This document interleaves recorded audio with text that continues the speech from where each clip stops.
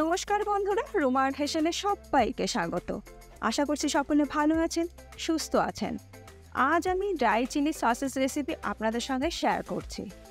আমরা সাধারণত জানি সসেস শুধু পিৎজার টপিংয়ে ব্যবহার করা হয় না, সসেস দিয়ে কিন্তু অনেক কিছুই বানানো যায়। আর আজ আমি ঘরে তৈরি সসেস দিয়ে রেসিপিটা আপনাদের সঙ্গে শেয়ার করছি। এটা কিন্তু একটা হেলদি রেসিপিটা কেমন লাগলো কমেন্ট করে জানাতে ভুলবেন না। ভালো লাগলে সবার সঙ্গে একটু শেয়ারও করে নেবেন। শুরুতেই বললাম, আজ আমি ঘরে তৈরি সসেস দিয়ে রেসিপিটা আপনাদের সঙ্গে শেয়ার করছি। আপনারা বাজারে কেনা সসেস দিয়েও কিন্তু রেসিপিটা বানিয়ে নিতে পারেন। বেশ কিছুক্ষণ আগে আমি সসেসগুলোকে ডিপ ফ্রিজ থেকে বের করে রেখেছি, যাতে সসেসটা নর্মাল টেম্পারেচারে চলে আসে আর আমি সসেসগুলোকে খুব সহজেই কেটে নিতে পারি। আমি একটু আড়াআড়ি করে সসেসগুলোকে কেটে নিলাম। আপনারা কিন্তু আপনাদের পছন্দ মতন শেপে সসেসগুলোকে কেটে নিতে পারেন। সমস্ত সসেসগুলো আমার কেটে নেওয়া হয়ে গেছে। এবার আমি সসেসগুলোকে ভেজে নেব। তার জন্য ফ্রাই প্যানের মধ্যে দিয়ে দেবো 2 টেবিল স্পুন সেসমি অয়েল। আপনারা কিন্তু ভেজিটেবল অয়েলও ব্যবহার করতে পারেন। গ্যাসের ফ্লেমটাকে হাইতে করে দিয়ে তেলটাকে প্রথমে খুব ভালো করে গরম করে নেব। তেল গরম হয়ে গেলে দিয়ে দেবো আগে থেকে টুকরো করে কেটে রাখা সসেসগুলো। এবার মিডিয়াম টু হাই ফ্লেমে সসেসগুলোকে হালকা লাল করে ভেজে নেব। এই সসেস ভাজবার জন্য খুব বেশি কিন্তু তেল ব্যবহার করার প্রয়োজন পড়ে না। সসেসগুলো যখন আমি তৈরি করেছিলাম তখন আমি এর মধ্যে ঝাল নুন দিয়েই তৈরি করেছিলাম, তাই আর ভাজবার সময় ঝাল আর নুন দিচ্ছি না। সসেসগুলো ভাজতে ভাজতে কিছু ভেজিটেবল আমি কাট করে নিয়েছি আমি দুটো মিডিয়াম সাইজের পেঁয়াজ দুটোকে 4 টুকরো করে কেটে নেব। তারপরে পেঁয়াজের পাপড়িগুলোকে এইভাবে আমি ছাড়িয়ে নিচ্ছি। আর নিয়েছি 4-5টা কাঁচা লঙ্কা, আর কাঁচা লঙ্কাগুলোকে একটু বড় আর একটু আড়াআড়ি করে আমি কেটে নিচ্ছি। যেহেতু এটা ড্রাই চিলি সসেস, তার জন্য লঙ্কার পরিমাণটা আমি একটু বেশি ব্যবহার করছি, তবে অবশ্যই ঝালটা নিজেদের স্বাদ অনুযায়ী আপনারা ব্যবহার করবেন। আর নিয়েছি একটি মিডিয়াম সাইজের ক্যাপসিকাম, আর ক্যাপসিকামটাকে আমি একটু বড় বড় টুকরো করে কেটে নেব। আপনারা কিন্তু এর মধ্যে বেল পেপারও ব্যবহার করতে পারেন। সমস্ত পেঁয়াজ, ক্যাপসিকাম আর লঙ্কা আমার কেটে নেওয়া হয়ে গেছে। অপর দিকে সসেসগুলো আমার হালকা লাল করে ভেজে নেওয়া হয়ে গেছে। এবার এই সসেসগুলোকে একটা বাটির মধ্যে আমি ঢেলে রেখে দিচ্ছি। ওই একই ফ্রাই প্যানের মধ্যে দিয়ে দিচ্ছি আরও 2 টিস্পুন সেসমি অয়েল। আপনাদের কাছে সেসমি অয়েল না থাকলে সাদা তেলও ব্যবহার করতে পারেন।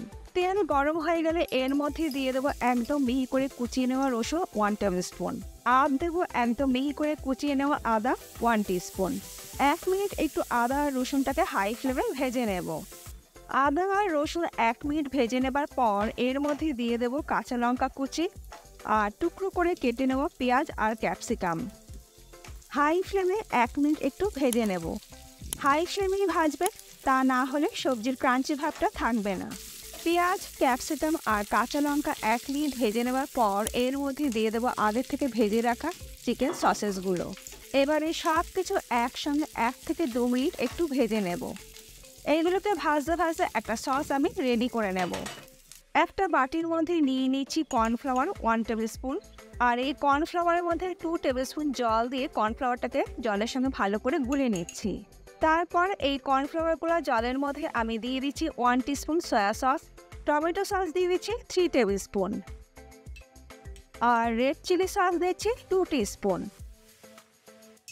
এবার সব কিছু একসঙ্গে ভালো করে আমি মিশিয়ে নেব। আমি সস আর কর্নফ্লাওয়ার একসঙ্গেই তৈরি করে নিলাম। অপরদিকে এইগুলো আমার ভালো করে ভেজে নেওয়া হয়ে গেছে।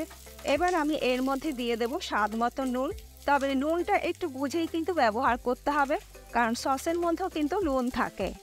আর দেব গোলমরিচ গুঁড়ো 1 টিস্পুন। ভালো করে মিশিয়ে নিচ্ছি। ভালো করে মিশিয়ে নিয়ে দিয়ে দেব সস আর কর্নফ্লাওয়ারের গোলাটা, আর যে সসের বাটিটার মধ্যে সামান্য একটু জল দিয়ে বাকি সসটুকু আমি দিয়ে দিলাম।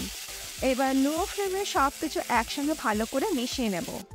আমি ড্রাই চিলি সসেস তৈরি করছি, তাই এর মধ্যে কিন্তু কোনো গ্রেভি রাখছি না।